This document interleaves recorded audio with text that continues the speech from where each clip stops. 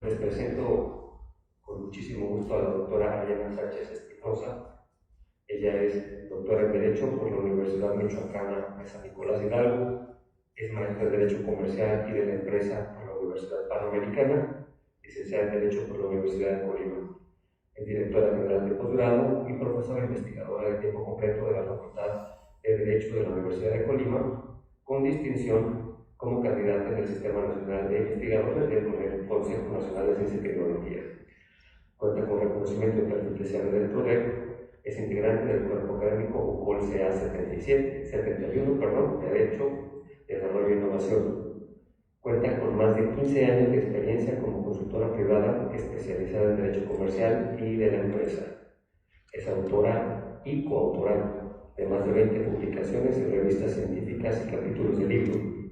Ha participado como conferencista y ponente en diversos foros nacionales e internacionales. Beneficiaria del Departamento de Estado de Estados Unidos de América como parte del proyecto INL Rule of Law Program para compartir mejores prácticas entre docentes de las universidades de New York University y Columbia University en la ciudad de Nueva York, para fortalecer los programas de derecho en las instituciones mexicanas a través del Centro de Estudios sobre la Enseñanza y el Aprendizaje del Derecho, ACE. Ha desarrollado proyectos de investigación con financiamiento internacional, nacional y estatal relacionados con la propiedad intelectual, desarrollo regional y derechos humanos, como secretaria técnica, consultora experta y participante. Integrante de la Red Iberoamericana de Empresas y Derechos Humanos, financiada por la Asociación Universitaria Iberoamericana de Posgrado, así como de la Red Española de Estudios del Desarrollo. Ha sido reconocida por la Universidad de Colima como mejor docente de 2019 de la Facultad de Derecho. Recibió la medalla Dr. Ignacio Chávez Sánchez por la Universidad Michoacana de San Nicolás Hidalgo por mérito universitario por la calidad de estudios de doctorado en 2019. Obtuvo el premio Mujer Colima 2019 por trayectoria académica sobresaliente. Le fue otorgado el reconocimiento por trayectoria académica destacada en la docencia e investigación de las disciplinas del derecho por la Federación de Colegios, Barras y Asociaciones de Abogados del Estado de Colima, ACEP, en 2018. A nombre de la directora de la Facultad de Ciencias Políticas, la doctora Marielena Romero, y de la comunidad académica y estudiantil, le damos la bienvenida a la doctora Ariana Sánchez Espinosa.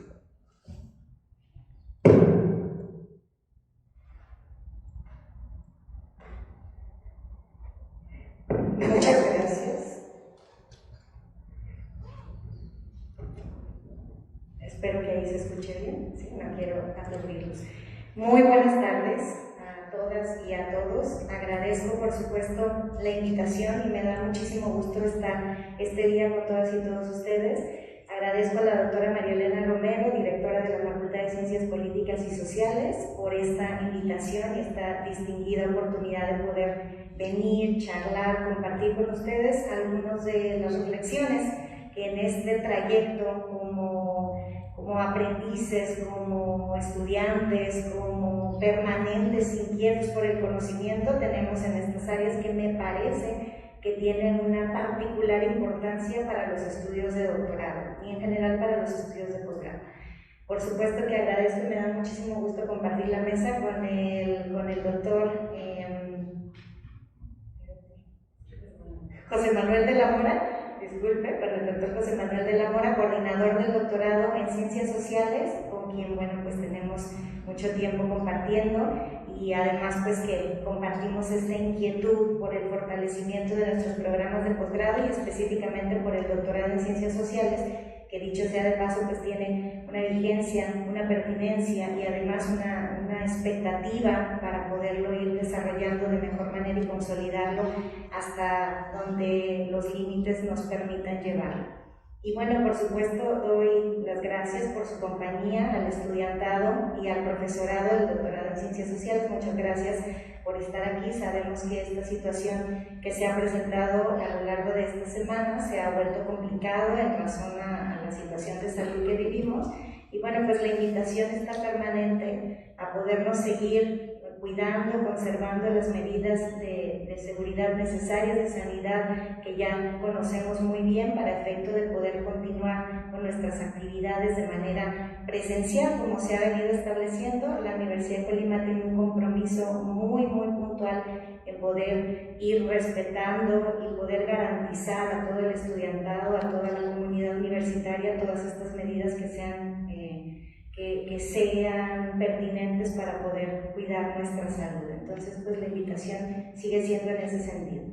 Y bueno, pues hoy vamos a compartir un tema me parece trascendental, que es el tema de la integridad académica. Seguramente muchos de ustedes han tenido ya la aproximación a este tema, que además se vuelve, les decía, peculiarmente importante en los temas de los estudios de posgrado por cuál es la naturaleza y cuál es la función de los estudios de posgrado, y particularmente para los doctorados, que bueno, es también uno de los enfoques que tenemos en la actualidad. Y seguramente ustedes ya han tenido oportunidad de recibir una comunicación por parte de la Dirección General de Posgrado en el sentido del cambio de la herramienta para la detección de similitudes en los trabajos de investigación, en las tesis, que estamos trabajando con la herramienta Turnitin, y seguramente ustedes ya vieron que vamos a cambiar de la que teníamos anteriormente a una nueva.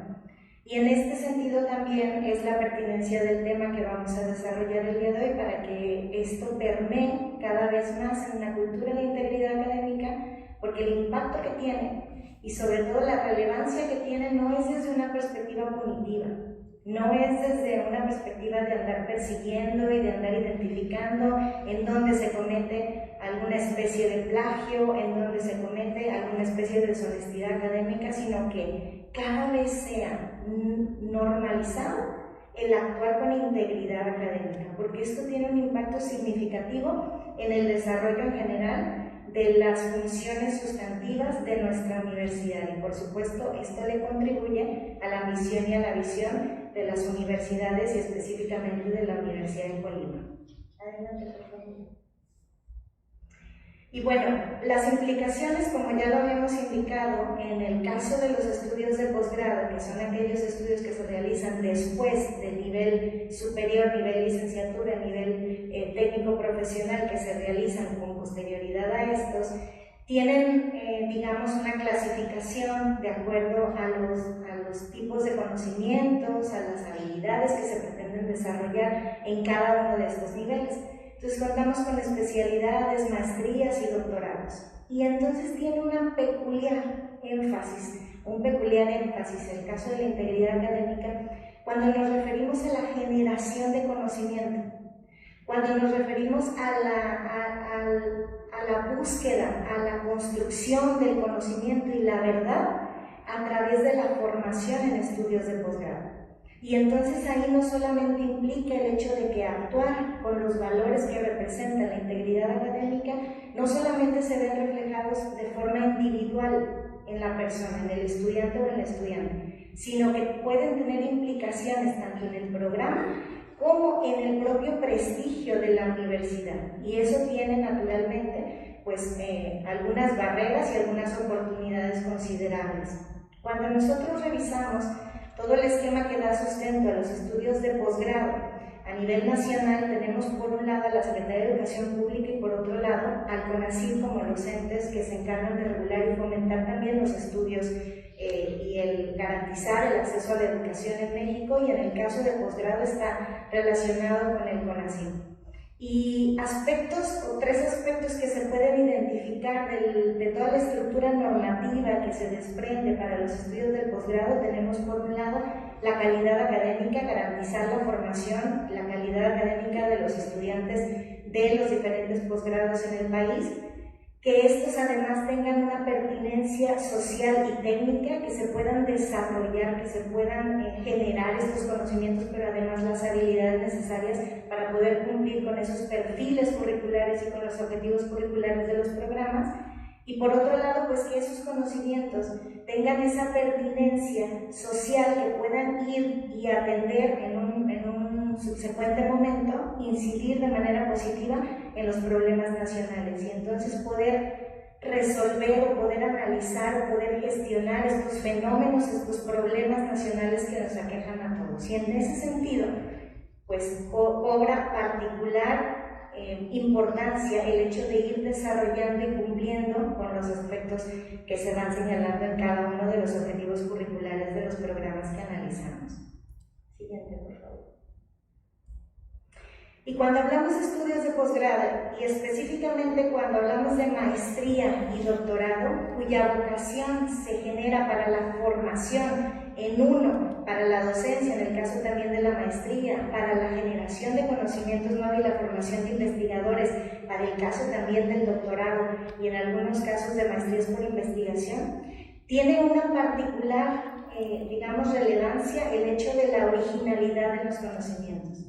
Se pretende entonces que se desarrolle en cada uno de nosotros esas capacidades creativas, ese razonamiento, ese entendimiento de las teorías, de las metodologías que analizamos para poderlo entonces interpretar y poderlo traducir en nuevo conocimiento que nos permita ir creciendo, tanto en el área del saber que estamos desarrollándonos como, les decía, en la incidencia de los problemas sociales que tienden a resolver situaciones muy específicas o peculiares. En este sentido, la formación sólida para la investigación e innovación científica, humanística y tecnológica cobra peculiar importancia cuando hablamos de calidad académica. Después tenemos la responsabilidad de las instituciones de educación superior para el diseño e implementación de mecanismos que los garanticen, es decir, ustedes cuando aspiraron al programa de doctorado en Ciencias Sociales revisaron el documento curricular y revisaron cuál es el perfil de egreso. Ustedes esperan llegar a cumplir con un objetivo curricular. Los documentos y los programas de posgrado deben garantizar que en el desarrollo del programa ustedes puedan desarrollar esas habilidades, esas competencias, esos conocimientos necesarios para poder desempeñarse como futuros doctores y doctoras en ciencias sociales. Y eso implica que este tipo de habilidades, por ejemplo, las habilidades investigativas, ustedes las puedan ir construyendo en el trayecto formativo de su formación como doctores y doctoras. Adelante, por favor.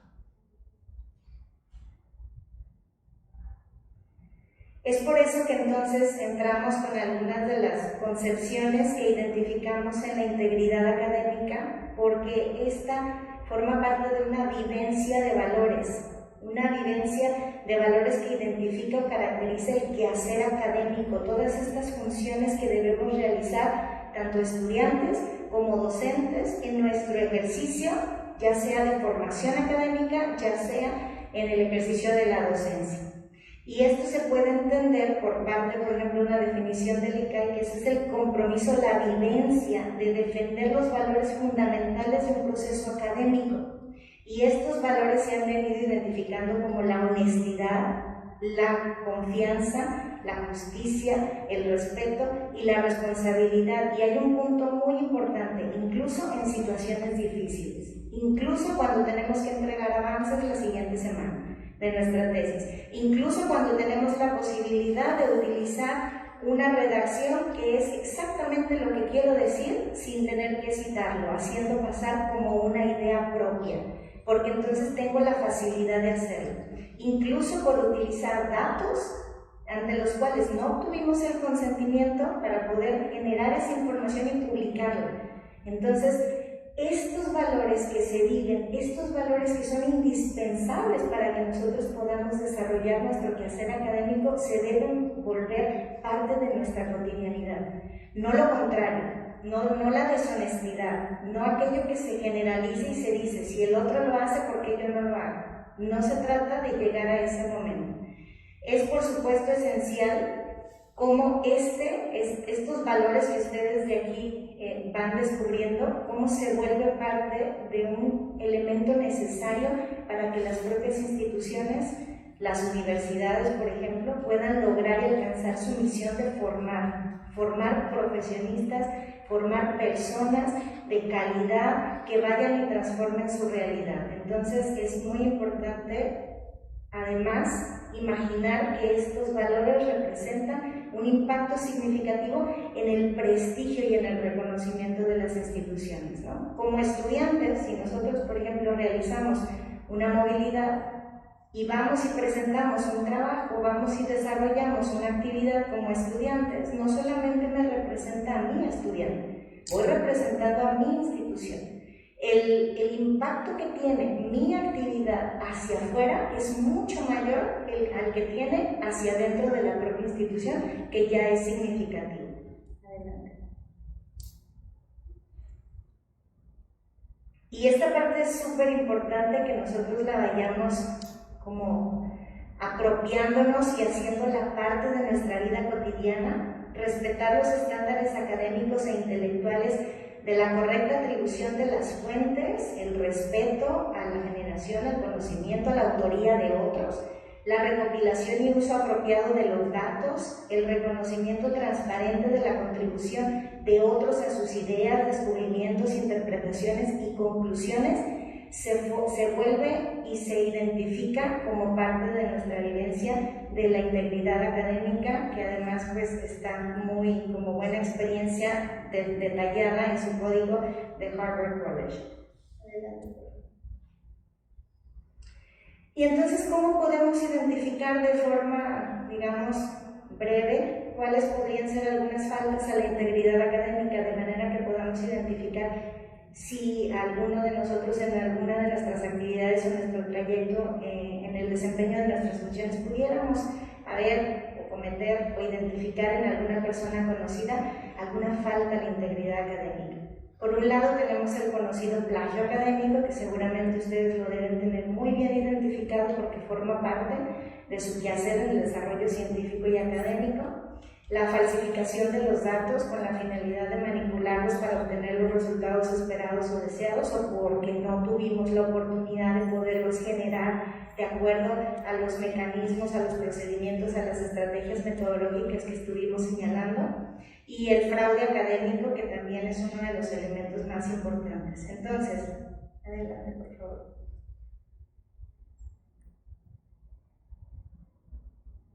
Para empezar, identificamos qué es el plagio.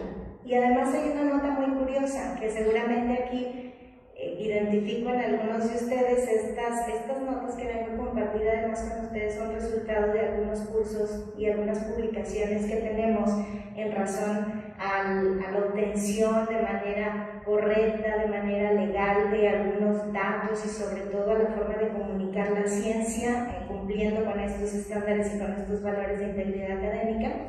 Y estos son algunos aspectos que regularmente vemos en esos cursos para identificar qué es el plagio, porque resulta como muy común para todos nosotros el hecho ahora de la accesibilidad a los medios digitales, el decir, si está en internet, entonces lo puedo usar, entonces está disponible para todos. Bueno, puede ser que lo podamos utilizar, pero eso no significa que no debamos cumplir con el deber de atribuir y de señalar quién es el autor de esa obra específica. Y no solamente tiene que ser un texto, no solamente tiene que ser un texto científico, sino que pueden ser también imágenes, sino que pueden ser también sonidos y otro tipo de expresiones artísticas, literarias que puedan prevenirse o desprenderse de estas posibilidades de acceder a ellos, ¿no? Entonces, lo primero que tenemos que hacer siempre es identificar si esa obra tiene algún autor, si esa obra fue generada por alguien y entonces tiene un creador y entonces está protegida por derechos.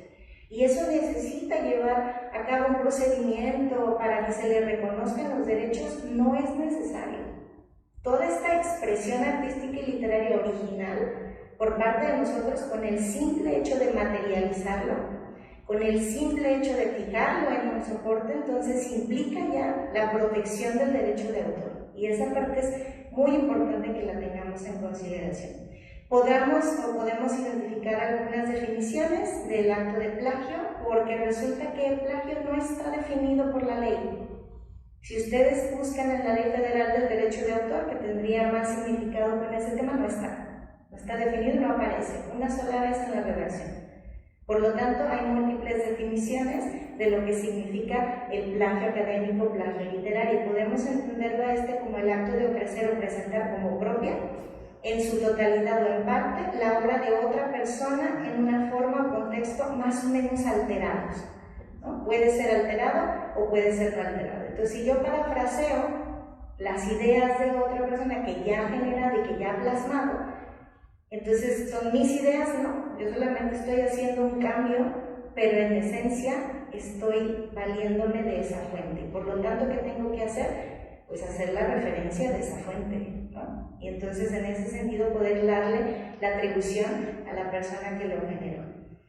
Hay un aspecto muy importante. En el caso del plagio, puede haber algunas responsabilidades que se deriven en infracciones a la ley, cuando éstas incluso afecten la explotación regular de la obra. Si yo, por ejemplo, publiqué mi obra, publiqué un artículo en un libro, en una revista, y transferí los derechos patrimoniales para que sea la revista, para que sea el libro el que lo explote, yo ya no puedo estarla distribuyendo, porque entonces va a ser más fácil que la obtengan por mí o que la obtengan a través de otros accesos gratuitamente que paguen por la explotación de la obra. Entonces hay que tener mucho cuidado también con eso. No podemos confundir el plagio con la libre utilización de las ideas o métodos de creación como referencia al crear una nueva obra original, pero en todo caso y en todos los supuestos se debe dar la atribución a ese creador original. Yo me puedo basar de ese conocimiento, claro, porque casi podemos afirmar que el conocimiento no surge de la nada. Prácticamente todas las ideas que nosotros tenemos y generamos provienen de otras ideas, de otras lecturas, de otras personas, de lo que platicamos con alguien más.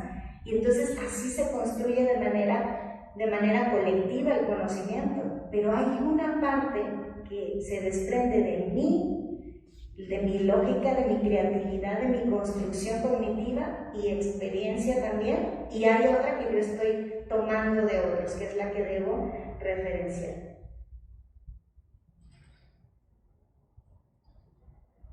Y también hay otros tipos en los cuales sí se puede configurar, no está definido en el Código Penal Federal como plagio, pero existe un supuesto en el cual también se puede configurar un delito, y entonces trae otras sanciones más allá, y a este se le configura como aquel en el cual se publique a sabiendas de que una obra es de alguien más, sustituyendo el nombre de un autor por otro nombre.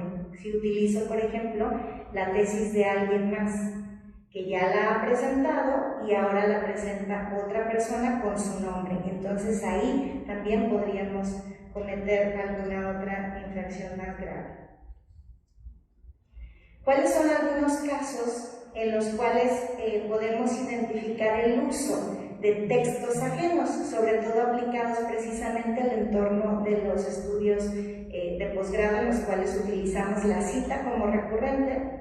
Existe una figura que es el préstamo directo total, que es cuando se copia la obra totalmente y se presenta como propia, y ahí estaríamos configurando el delito del cual ya habíamos hablado anteriormente. Existe un préstamo directo parcial, que implica la reproducción parcial de un texto en un trabajo, pero es una cita directa, una cita textual, por ejemplo. Entonces la copiamos, la pegamos y la atribuimos, la citamos. Aquí se incluye frases, párrafos, ideas de otros en nuestros escritos, o incluso algunas que provienen de algunos organismos o instituciones que generan también esa información y que yo utilizo para fines de indagar y buscar información para mis propios proyectos. El préstamo indirecto total, que sería una traducción o una adaptación de una obra para un formato distinto. Por ejemplo, si yo quiero utilizar un libro para hacerle una película o para hacerle una obra de teatro, lo estoy adaptando para un formato diferente, pero en realidad, digamos que es la misma obra.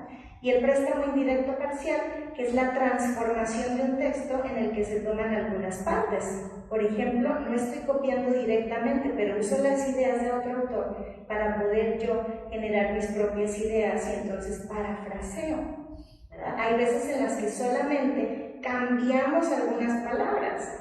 En realidad no estamos haciendo una interpretación lógica y una apropiación del conocimiento para poder generar otras ideas derivadas de eso, nada más estamos cambiando para dar a entender el mismo sentido y el mismo mensaje que el autor está señalando. En este caso sería el préstamo indirecto parcial. Algunos criterios para poder identificar entonces, es dentro de esas posibilidades que veíamos en la anterior, ¿cómo podemos identificar criterios para poder entender si estamos ante un plagio académico o estamos ante la utilización, la autorización debida por excepción a los derechos para no tener que solicitar un consentimiento por parte del autor y utilizarlos en nuestros trabajos académicos? Uno de ellos es la intencionalidad. Si nosotros evitamos citar y lo hacemos de manera intencional para hacer pasar ese trabajo como propio, esa idea como propia, entonces estaríamos cometiendo plagio académico, porque sabemos que tiene una fuente, sabemos que tiene un autor y lo que estamos haciendo es evadiéndolo. Y entonces ahí el revisor, los revisores correspondientes pueden identificar a través de sus propios métodos o a través de software especializados que existe ahí una utilización de ideas de otros que no está debidamente atribuida. Y entonces puede ser por intención o puede ser incluso por error. Si es por intención, entonces podría hasta cometerse alguna infracción en materia de derechos de autor o un delito en su caso. Si es, digamos, por desconocimiento, entonces ya estaríamos hablando de alguna falta, pudiera ser una falta disciplinaria dentro de la normativa institucional, podría ser incluso alguna falta ética, por supuesto, al no haber hecho la atribución correspondiente. El material objeto del plagio hay que cuidar que se encuentre protegido por derechos de autor. Como ya bien lo indicábamos, pues no es necesario el registro correspondiente para que se puedan proteger por derechos de autor. Entonces todo eso que nosotros creamos también y que ponemos a disposición de los demás está protegido por el hecho de que se plasmen y que se fijen ese soporte. Y el mal uso de la información también, que en algunas ocasiones nosotros podemos tener acceso a información que nos proporciona para un fin y que lo utilizamos para un fin diferente. En este caso también el hecho de la autorización para poder acceder a los datos personales es muy importante para el proceso de investigación, para el desarrollo tanto de los proyectos de tesis como para el quehacer regular o cotidiano de un docente investigador.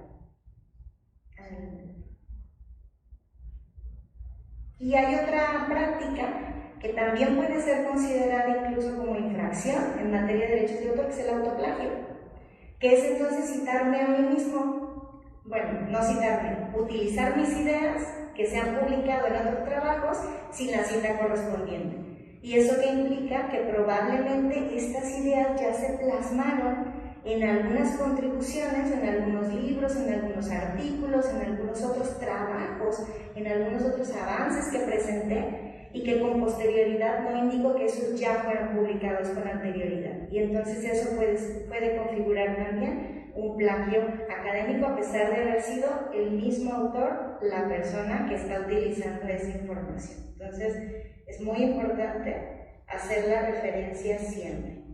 Y entonces la cita podemos nosotros utilizar, si esas ideas, si esas obras están protegidas por derechos de autor, las podemos utilizar, entonces tendríamos que pedir autorización del autor en todos los casos. No es necesario, porque es una excepción para fines académicos, para fines científicos. Podemos tomar un extracto de esas ideas para poderlas utilizar y no necesitamos solicitar autorización, siempre y cuando se realice la debida atribución a quien es el autor correspondiente. Y ojo, en materia de derechos de autor el énfasis se pone en la explotación, o sea, en la obtención de los beneficios económicos. En el tema de la academia está más enfocado en las prácticas de deshonestidad, que implican el no poder generar conocimiento. Si yo no estoy apropiándome de las ideas, si yo no estoy entendiendo, si yo no estoy generando conocimiento, entonces no estoy cumpliendo, no estoy desarrollando las habilidades investigativas. ¿Y qué tipo de producción científica puedo hacer? Una producción deficiente en el mejor de los casos, una producción deshonesta en otros casos. ¿Y eso cómo impacta? Pues en el desempeño de mi actividad. No crezco, no aprendo, no avanzo, no produzco, no presento, no estoy cumpliendo con el perfil que estoy buscando.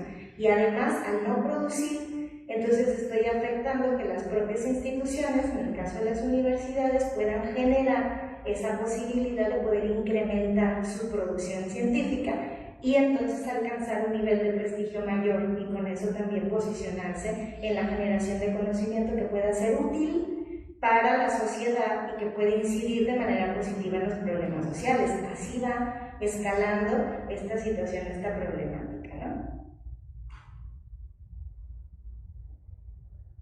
Y bueno, luego hay una pregunta muy constante, muy recurrente. Entonces, ¿cuál es el porcentaje de similitud que está permitido?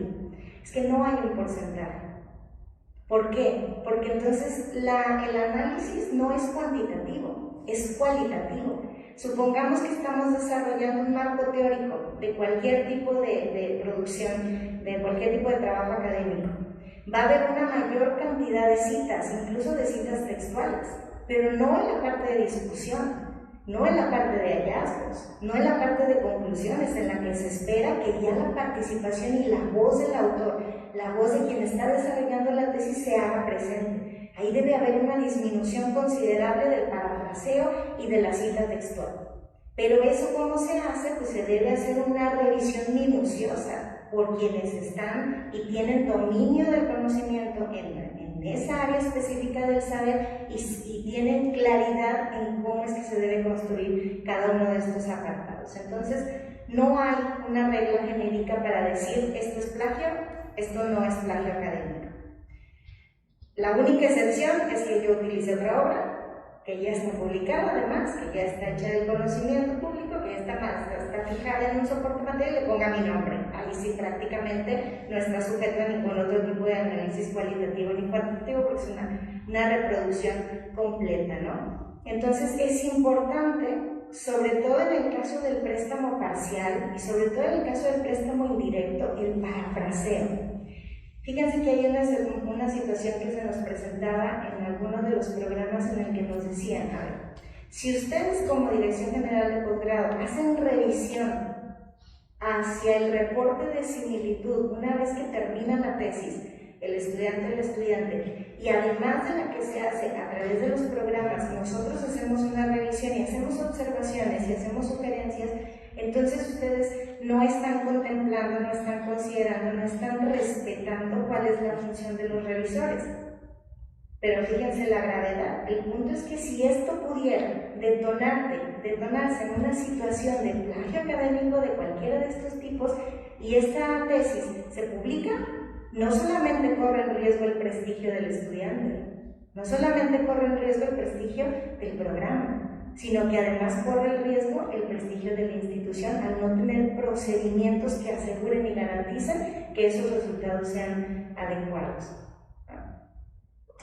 Algunas consecuencias les decía, algunas que se comentan, pueden ser unas faltas administrativas, pueden ser faltas disciplinarias, incumplir con el reglamento, con el caso de la Universidad de Colima puede ser expulsión, y en el caso de los docentes, pues también puede incurrir, en el peor de los casos, en una rescisión de la relación laboral por prácticas deshonestas, porque van enfocadas hacia su actividad profesional y hacia la consecución de la misión institucional de la propia universidad. En otros casos pudieran ser incluso hasta sanciones punitivas penales, como el caso del delito.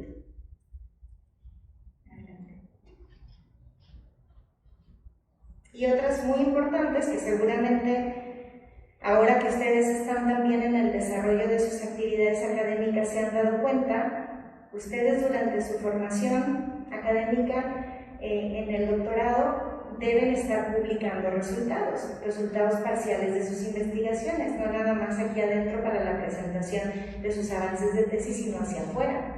Y eso implica que van a ser revisados por otros investigadores o investigadoras en el sentido de ir poniendo a prueba también mis ideas, a discutirlas, a dialogarlas con otros puntos de vista. Y en ese sentido, probablemente en algunos casos, hasta por omisión, por eso es muy importante llevar un seguimiento puntual en los gestores de referencias de citas, porque nosotros podemos anotar una idea y se nos pasó de dónde la obtuvimos, y después copiamos esa frase y la ponemos en el desarrollo de nuestro trabajo. Y cuando pasa por la revisión en esas revistas, en esas publicaciones, nos pueden observar. Puede ser incluso, y nos ha pasado en algunos casos, que se publica Se pasa, la revisión se publica y cuando el autor se da cuenta reclama.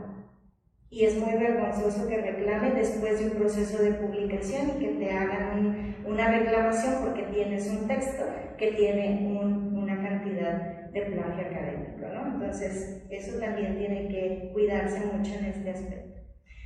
Y bueno, para fines institucionales, ¿cómo nosotros podemos ir, digamos, conceptualizando el plagio académico? No solamente es la utilización de esas ideas, de esos párrafos, de esos textos que utilizamos para el desarrollo de nuestras tesis. Puede ser, por ejemplo, la presentación de trabajos académicos dentro o fuera de la institución que contengan de manera parcial o total contenido extraído textualmente de alguna fuente sin la referencia explícita del origen de la información y el reconocimiento del autor legítimo. Les decía, no solamente es texto, fotografías, ilustraciones, gráficos, partituras, diseños, si ustedes lo están utilizando incluso de fuentes oficiales, siempre hay que citarlo, aun y cuando sean fuentes del Estado. Hay que citarlo siempre si no es elaboración propia.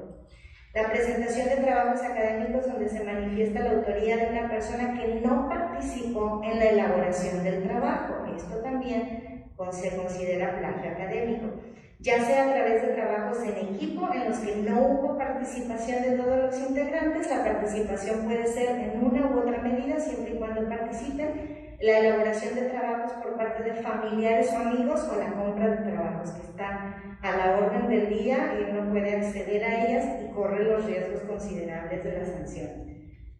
La presentación de trabajos que contengan oraciones o párrafos escritos por otro autor, a los que se cambian algunas palabras, el llamado patchwriting también. La pretensión de parafraseo en fragmentos de texto que no son una copia, una copia textual. Le cambiamos algunas palabras y la damos por una idea propia. Eso no es realizar un parafraseo correcto. La presentación de trabajos que se integren con la combinación de fragmentos de diferentes fuentes, citados o no y organizados de manera que el texto muestre cierta coherencia. Solo copio las ideas de otros, no hago ninguna interpretación, no estoy haciendo ninguna reflexión sobre el texto, no lo estoy apropiando, no estoy generando nada. Eso no es permitido tampoco. Pero estoy haciendo parafraseo, esa no es la forma correcta de realizarlo. Utilización de manera parcial o total de un trabajo realizado para otra asignatura. También eso se considera como un plagio.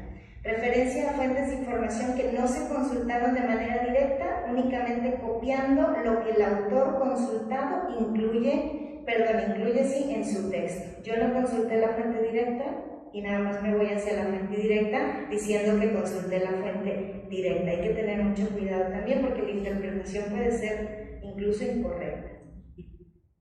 En la falsificación de los datos, que sería otro de los ejemplos de faltas a la honestidad o actos de deshonestidad académica, implica cuando el investigador, en este caso ustedes en formación, proporcionan datos o métodos falsos en un estudio con la finalidad de obtener ciertos resultados, ya sea durante la experimentación o el estudio de campo, cuando éste opta por modificar para que se ajuste o se sujete a su hipótesis. Entonces, esta parte, como les decía con anterioridad, la definición de las competencias investigativas es una actividad que nos corresponde a nosotros como instituciones, pero que ustedes como estudiantes deben exigir y deben asegurarse que se cumplan en su trayectoria como formación en el doctorado, sobre todo las técnicas, los métodos, las estrategias metodológicas, la racionalidad epistemológica es indispensable para que ustedes puedan llegar a un resultado coherente. De lo contrario,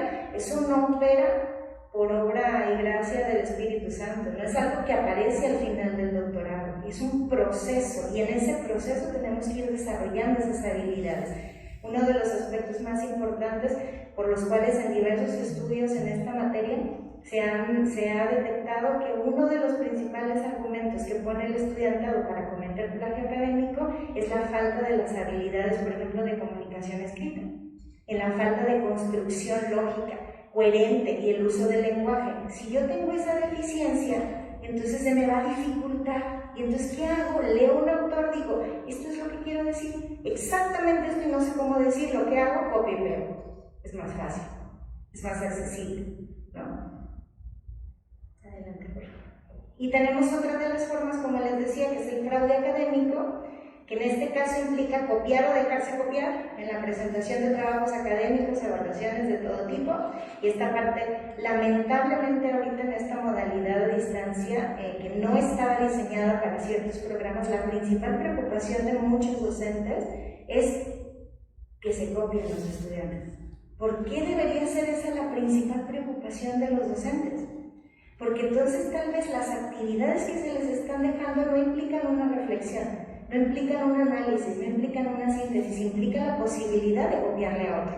Entonces también hay que pensar y repensar en el diseño de las estrategias que utilizamos en los programas, en los diferentes programas de posgrado, para que las tareas asignadas obliguen a los y las estudiantes a desarrollar esas competencias y que aunque copien, no van a poder cumplir con eso. ¿Por qué? Porque no se trata del resultado, se trata del proceso. Se trata de que vayan generando esas habilidades y esos conocimientos para que puedan desempeñar ese perfil. Utilizar material no permitido por el docente en el desarrollo de actividades académicas, tomar parte en la difusión o divulgación de trabajos o exámenes con o sin fines de lucro, suplantar la identidad o ser suplantado por otros en actividades académicas de todo tipo, especialmente las que se desarrollan a distancia, presentación de justificantes, constancias o reconocimientos que sean apócrifos con la intención de obtener un beneficio académico. Bueno, pues ahorita está el tema del COVID de una forma muy trascendental, ¿no? Y bueno, hay dos formas de decir que el plagio no es un problema: no verlo o verlo en todas partes. Todo el mundo lo hace, ¿por qué no lo hago yo? Ese lamentablemente es la peor situación que se vive en la actualidad, en el sentido de decir, si al otro no le pasó nada, entonces la práctica la uso yo con la finalidad de poder pasar mi avance, mi presentación, cuando en realidad no estoy aportando nada. Y eso es una responsabilidad compartida. Es el estudiante y es el grupo de docentes que están llevando esa investigación. Y bueno, por último, estamos desarrollando o estamos buscando aplicar en esto una política institucional. Ustedes saben, estamos ya próximos a la publicación del Plan Institucional de Desarrollo. Se ha proyectado la evolución, el desarrollo de la institución, y un eje importantísimo es el tema de la integridad académica, el respeto a los derechos de propiedad intelectual y por supuesto que es una formación de calidad que sí logre en el estudiantado el alcance de esas competencias, de esas habilidades necesarias para poder lograr el objetivo curricular en los programas ofrecidos, sobre todo en los programas de posgrado. Y para ello es importante seguir una serie de fases que están en un trabajo muy bien desarrollado por estos dos autores, Escudero y López, que implican con una fase de diagnóstico.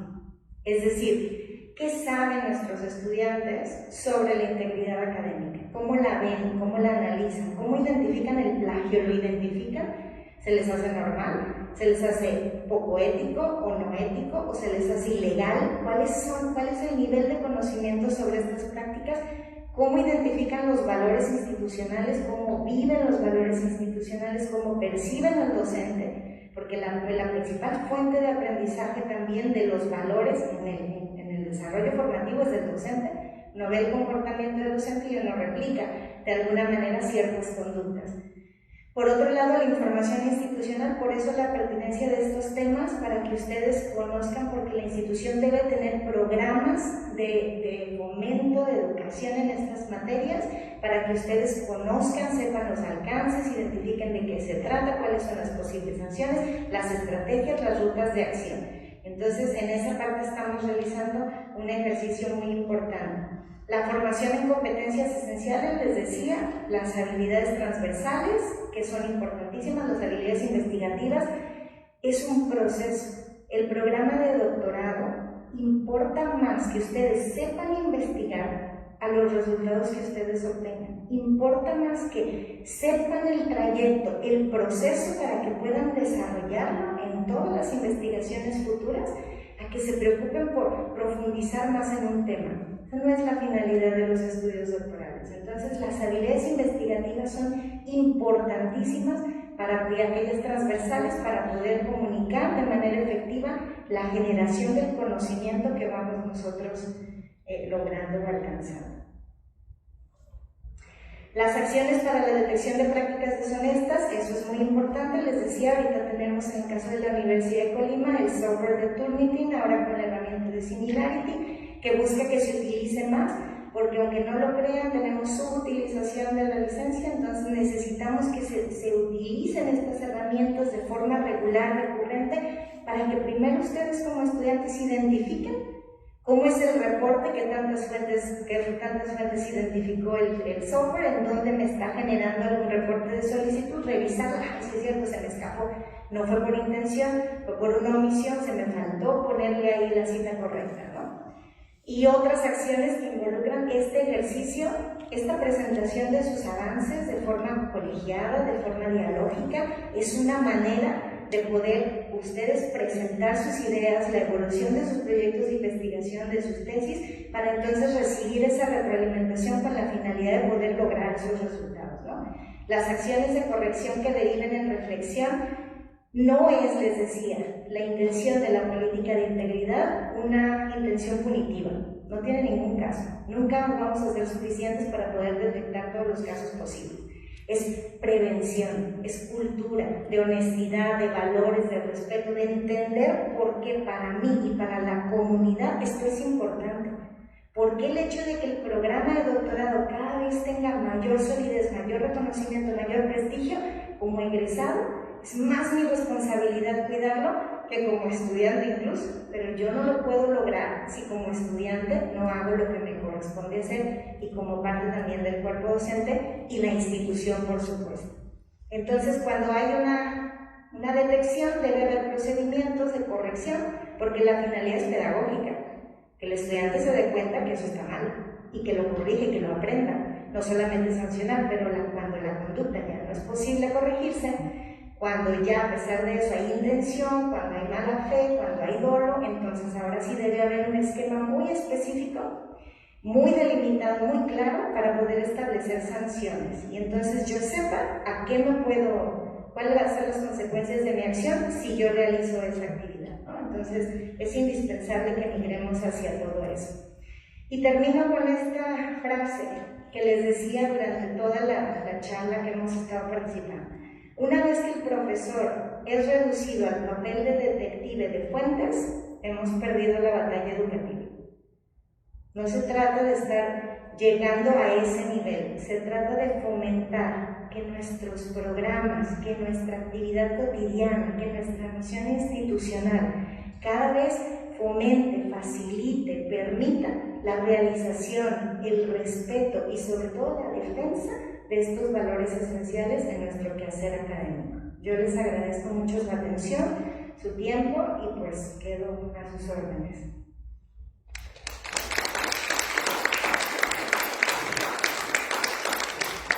Muchas gracias. Lo comentamos al inicio, pero la conferencia está siendo transmitida en el Facebook de la Facultad de Ciencias Políticas. Vamos a ver el tiempo con el que contamos. Nos permitiría uno o dos comentarios firmados, por favor, libremente, a través de levantar la mano quien desea hacer uso de la voz. Y desde su lugar, ¿qué les parece?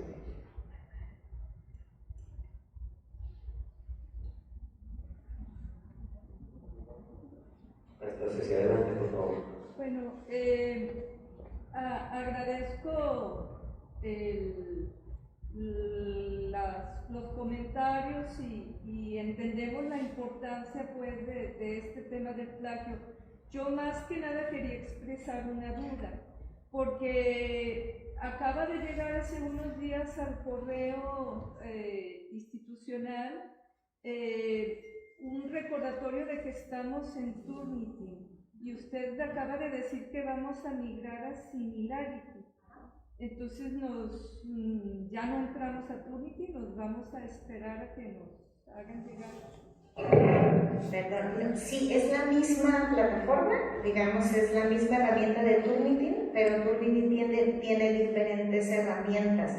Cada una tiene una finalidad diferente. Esta es mucho más intuitiva, digamos, es más fácil de acceder, nos vamos a autenticar en una página institucional, ya no vamos a ingresar a través de la página general de Turnitin. Van a venir una serie de capacitaciones, no solamente en el tema del uso de la herramienta, como les decía, porque ese solamente es un componente, sino en la importancia de poder, cómo llegar a evitar ese tipo de similitudes, ¿no? Y que entonces mis trabajos cada vez tengan menos porcentaje de reporte de similitud, si es que el apartado correspondiente que estoy desarrollando lo amerita. Como les decía, hay apartados, hay actividades en las que eso no va a ser posible, porque estoy haciendo un estudio muy específico basado en otras fuentes. Es imposible que yo no señale las fuentes que estoy utilizando, las ideas de los propios autores, si es que en ese sentido estoy realizando el trabajo. Entonces seguimos en Turnitin, solamente que la herramienta va a cambiar y para eso se va a hacer una serie de capacitaciones para que ustedes puedan tener la oportunidad de acceder a la plataforma y sobre todo pues de poder generar sus reportes de similitud, que es importante que los tengan. Bueno, igual, gracias. Y me gustaría más bien pedirles que en este cambio piensen en facilitarnos eso, porque a veces, por ejemplo, en la herramienta actual tiene que un profe como generar la tarea para que podamos hacer la revisión, ¿no? Entonces, que sea, o sea, que podamos simplemente entrar, meter el documento o a través de una cuenta sin tener cada vez que quieres hacerlo, pedir permiso o pedir un acceso, sino que simplemente tengas una contraseña, un usuario, no sé, y puedas revisar tu documento, porque a veces, o sea, trabajaste una semana y metiste o revisaste el documento, viste que había unas paráfrasis mal hechas, lo que sea, y trabajaste otra semana y quieres volverlo a revisar, entonces es un poco incómodo tener que pedir una autorización cada vez que vamos a hacer una revisión de ese tipo. Y de hecho yo pensé, llevo bastante tiempo sin hacer eso, ¿no? Creo que el que fuera más fácil, pues nada, creo que antes de entregar un reporte o avance, pues simplemente lo pasaríamos por esa herramienta. Claro, sí, gracias. Y también la intención es que ustedes no tengan que estar presentando documentos en uno y en otro lado. La intención también es que esta herramienta se pueda comunicar con nuestras herramientas institucionales, de manera que lleguemos al punto en el que ustedes presenten un trabajo, antes puedan revisar, pero cuando ustedes presentan su trabajo, pues lo presentan en una sola herramienta y ahí se encarga de hacer todo ese proceso. Es a lo que queremos llegar, hacer esta parte más sencilla para ustedes, pero con la finalidad de impactar en lo que nos importa, que no es el tema nada más de la formalidad, sino en el tema de entender la importancia de la integridad. ¿Verdad? Gracias.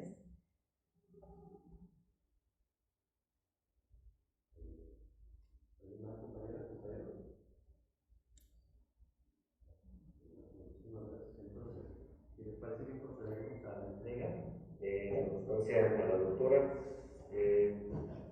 Doy lectura de la Universidad de Colima, Facultad de Ciencias Políticas y Sociales. Se otorga la presente constancia a la doctora Ariana Sánchez Espinosa por impartir la conferencia magistral Integridad Académica, Implicaciones en los estudios de posgrado, realizada en la Facultad de Ciencias Políticas y Sociales el 10 de enero de 2022. Atentamente, Estudia Lucha Trabaja, doctora María Luisa Ortiz, directora de la Facultad. Muchas gracias a la doctora.